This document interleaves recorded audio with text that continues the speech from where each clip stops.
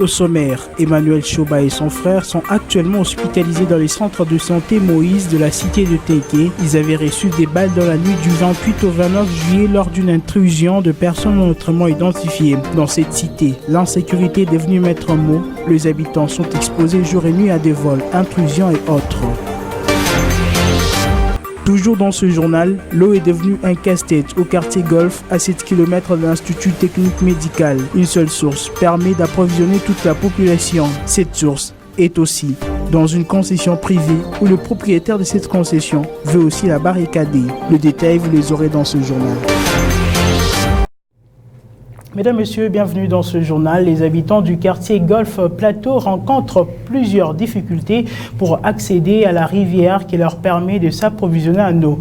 Ils accusent les agents de l'ancien commissaire en charge des affaires foncières qui les chassent à chaque fois qu'ils veulent puiser de l'eau dans cette concession. Suivez.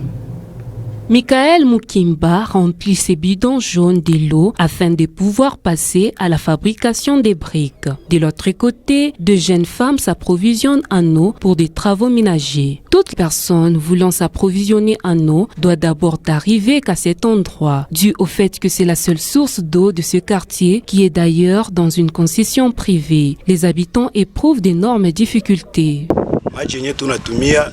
La source dans laquelle nous puisons l'eau est dans la concession d'une personne qui a acheté la parcelle, y compris même cette source. Deux fois, lorsqu'on se rend à la source, on nous menace et cela nous fait mal. Il faut que l'État et la population puissent collaborer.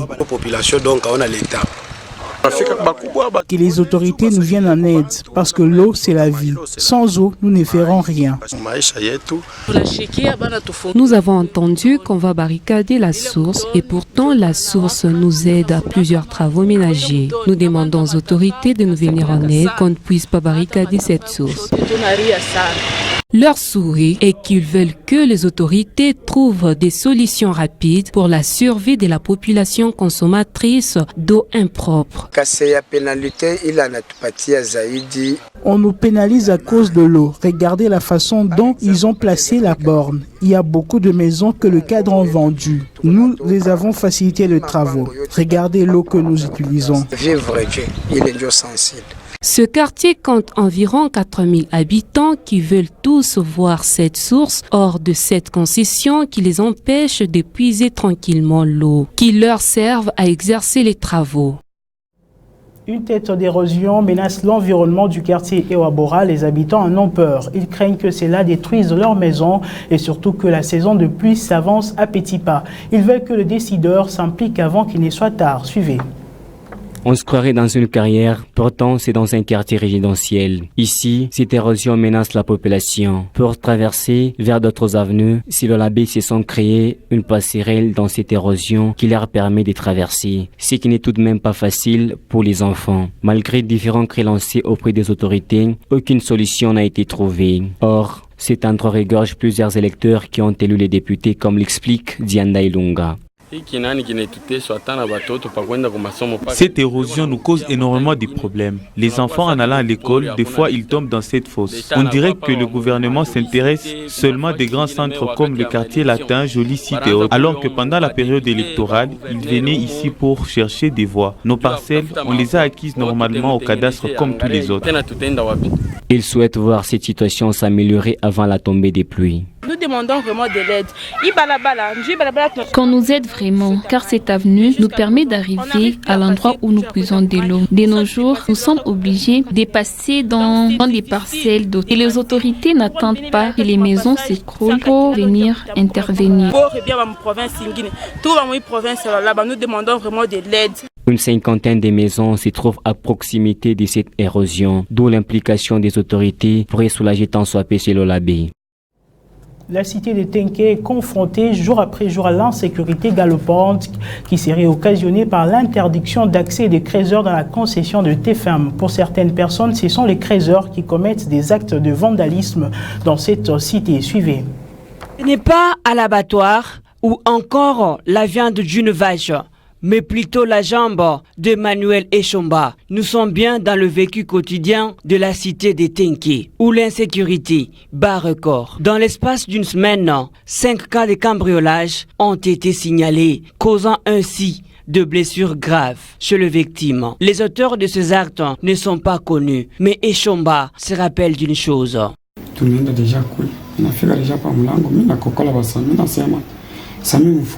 C'était à 1h du matin qu'ils ont commencé à frapper à la porte. Ils ont commencé tout d'abord à casser le vitre. Ils m'ont braqué ensuite l'arme. Ils m'ont exigé à ouvrir la porte et je n'avais pas le choix. Quand ils sont entrés, ils m'ont demandé de l'argent. Je les ai dit que je n'avais pas l'argent sur place. Il fallait qu'on aille dans la chambre où se trouvaient mes frères pour aller y prendre de l'argent. Je les ai conduits là-bas. Quand nous sommes arrivés, je suis entré directement et j'ai poussé la porte. Je voulais la fermer. C'est à ce moment-là qu'ils ont commencé à tirer. La première balle m'a atteint au niveau de la cuisse. Ensuite, une autre. Et la troisième balle qui m'a achevé, je suis tombé. Et ensuite, ils sont entrés. Ils ont pris tout ce qui s'y trouvait dans la chambre.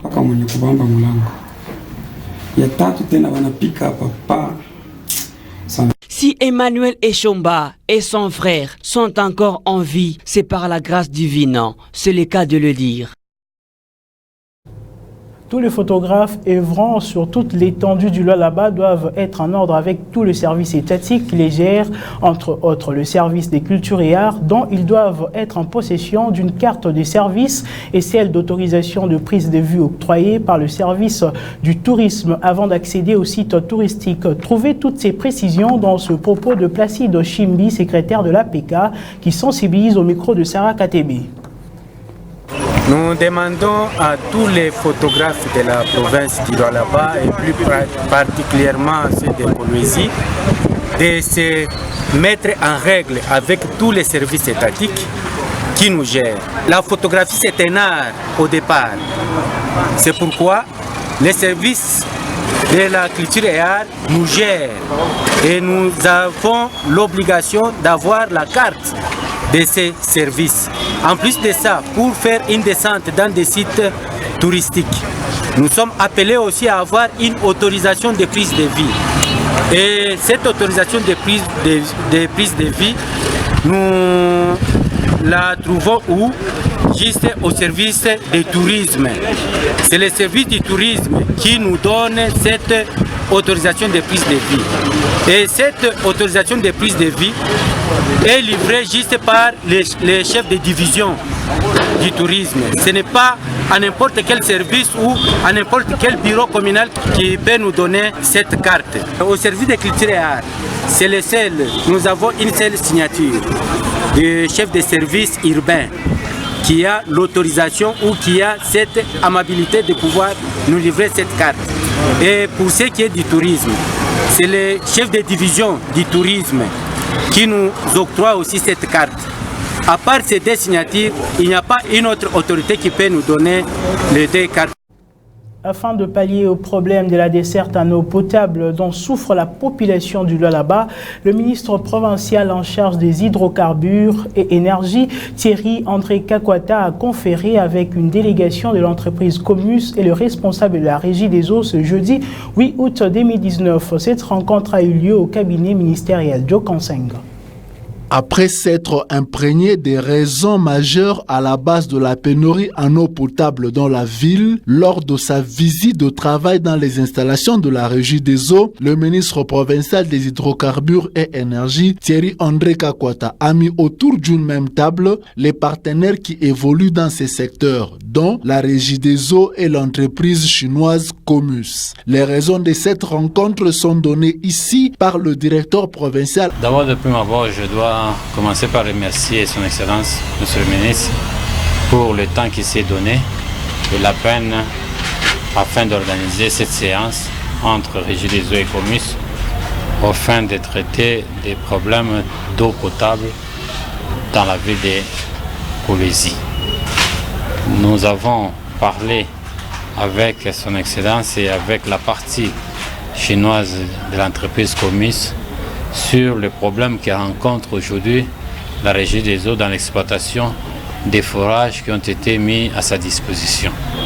Nous avons relevé que bien que les efforts des Comus ont été importants, mais les résultats que nous avons enregistrés étaient plutôt faibles.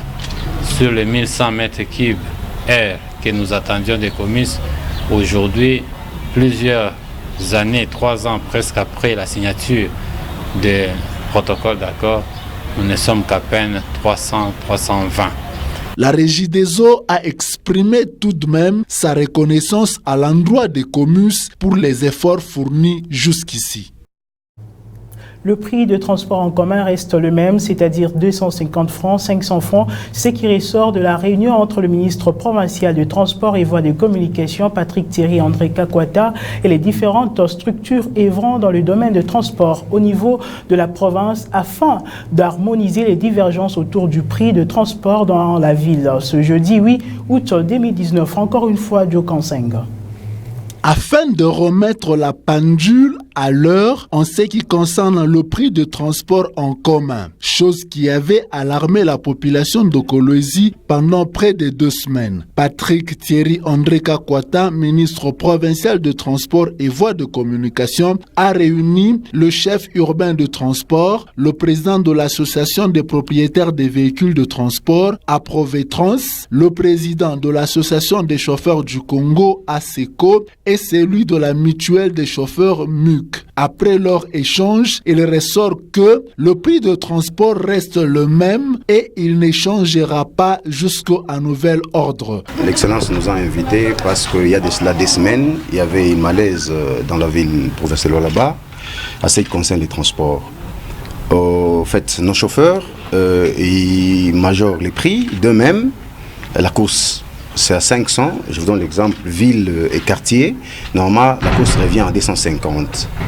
Ça posait un problème. C'est ainsi qu'on a été voir Madame le maire et aujourd'hui c'est les ministres. Donc les prix restent tels que. Donc vous prenez les transports en ville jusqu'au quartier Malou, c'est 250 francs. Et si vous devez prolonger jusqu'à Kassoulou, là vous payez 500. Donc je m'explique bien. Vous quittez la ville jusqu'à Malou, vous payez 250. Vous arrivez jusqu'à Kassoulou, là c'est 500 francs. C'est-à-dire ceci. Donc les prix restent tels que. Les prix n'ont pas changé. Alors sur ce, je lance un message très fort à nos chauffeurs de maintenir les prix tels que c'est prévu par la loi. Donc les prix des transports restent 250.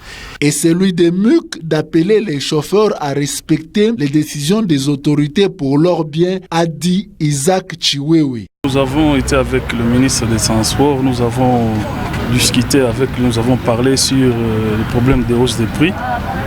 Mais l'autorité nous a convaincus et nous a demandé d'avoir la patience, de patienter pour un temps. Et on va encore retourner pour discuter avec lui.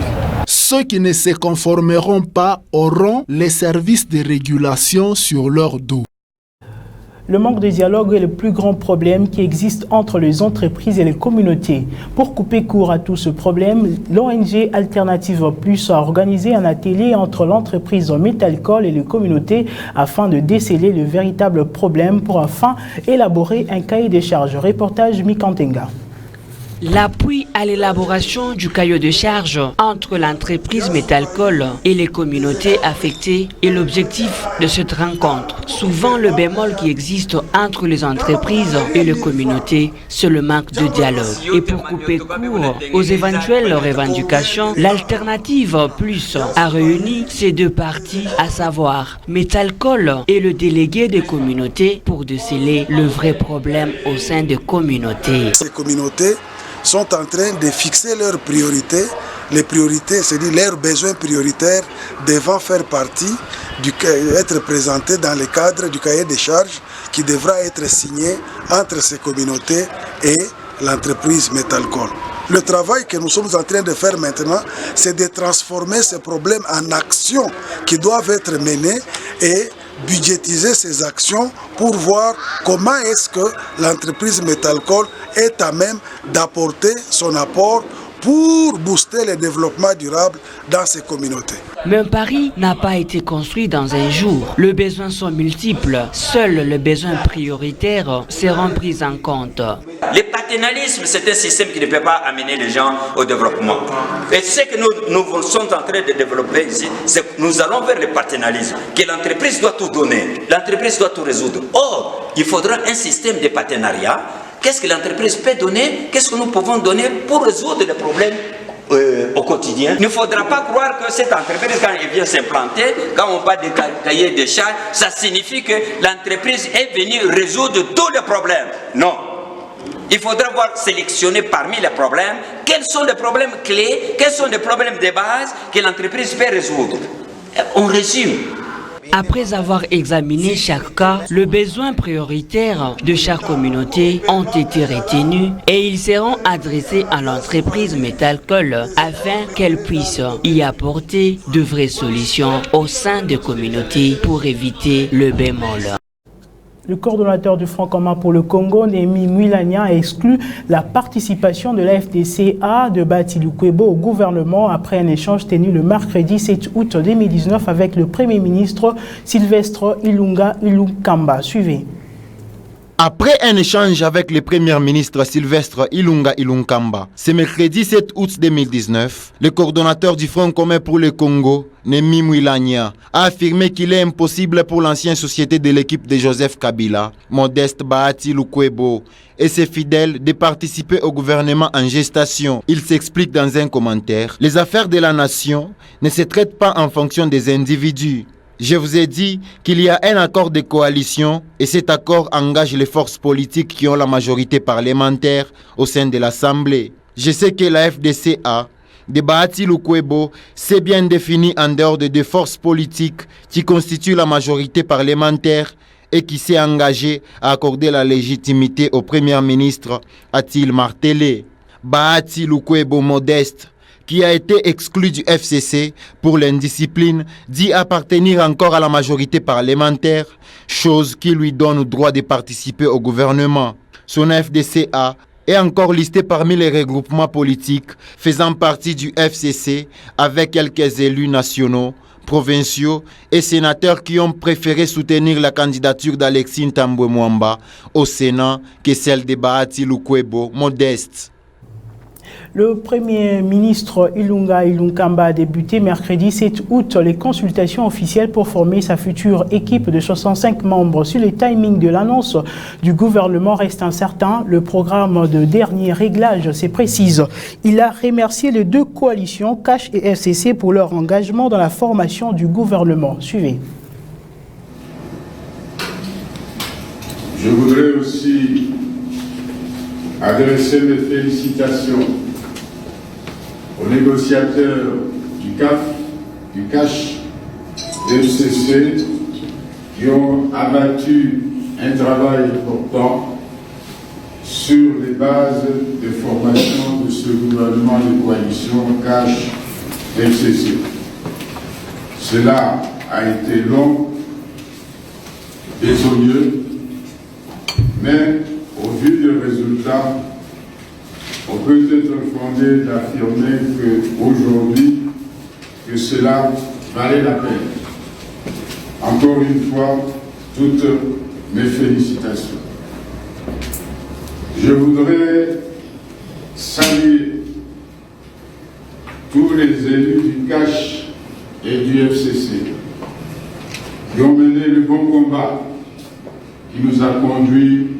à la victoire et qui constitue la majorité parlementaire dont est issu notre gouvernement. Le gouvernement que je vais former sera un gouvernement en harmonie avec les élus et à l'écoute et au service du peuple congolais. En sport, la démission de Florent Ibenge à la tête de la sélection nationale RD congolaise fait encore parler d'elle. Plusieurs analystes sportifs ont donné leur point de vue sur son parcours ainsi que sur leurs références pour son remplaçant. Suivez. Nous y reviendrons dans nos prochaines éditions, signalant que c'est tombé. La FECOFA vient de nommer Christian Sengi Biembe comme remplaçant de Florent Ibenge à la tête de l'équipe nationale et c'est là pour une durée de 6 mois. Signalant que le nouveau sélectionneur était directeur technique national bien avant sa nomination. Mesdames, Messieurs, c'est la fin complète de ce journal. Merci à vous de nous avoir suivis. L'information reste en continu sur www.wangu.info. À très bientôt.